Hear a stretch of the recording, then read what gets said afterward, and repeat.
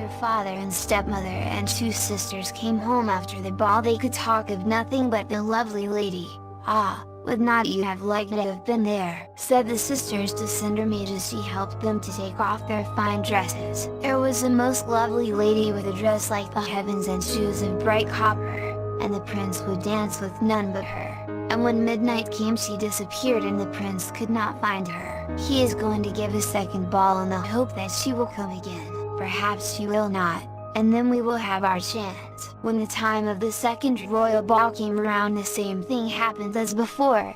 The sisters teased CINDER, saying, "Wouldn't you like to come with us?" and drove off again as before. And CINDER went again to the hazel tree over her mother's grave and cried, "Tree o' mine, oh tree o' me, shiver and shake, dear little tree, make me a lady fair to see, dress me as splendid as can be." And then the little bird on the tree called out, "CINDER, CINDER, shake the tree, open the first nut that you see." But this time she found a dress all golden brown like the earth, embroidered with flowers, and her shoes were made of silver. And when the carriage came from the tree, lo and behold, that was made of silver too, drawn by black horses with trappings all of silver, and the lace in the coachman's and footman's liveries was also of silver. And when CINDER went to the ball, the prince would dance with none but her.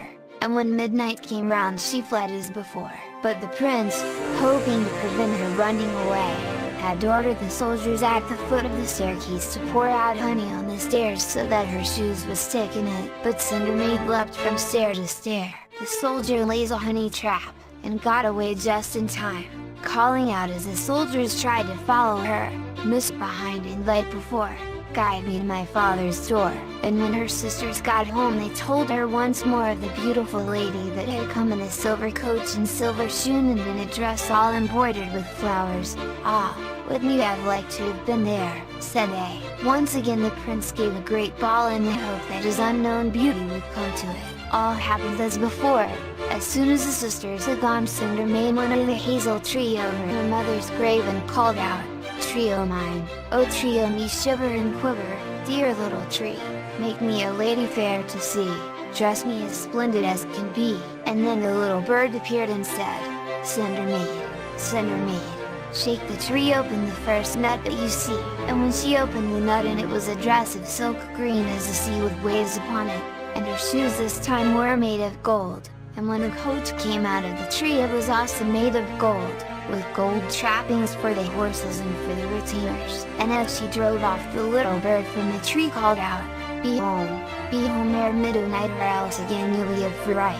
Now this time, when CINDER came to the ball, she was as desirous to dance only with the prince as he with her. And so, when midnight came round, she had forgotten to leave till the clock began to strike. 1, 2, 3, 4, 5, 6, and then she began to run away down the stairs as the clock struck 8, 9, 10.